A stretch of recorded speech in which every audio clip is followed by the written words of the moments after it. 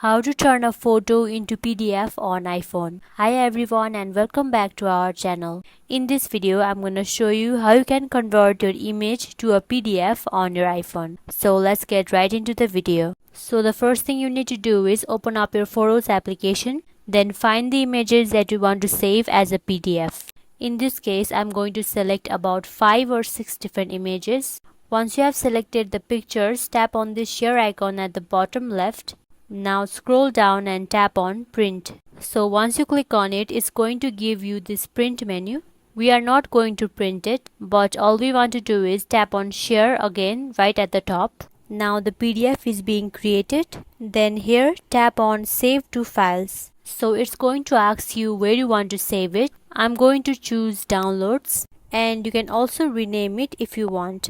Once you have done it, tap on done. So in order to find the PDF that we just created, find the Files app on your iPhone. Once you found it, open it and then go to the downloads. Here, search for the PDF you just created, and when you find it, tap on it. And as you can see, my photos has been converted into a PDF. That's it for the video, and if you found this video helpful, please don't forget to like, comment and share this video. Until then, see you next time.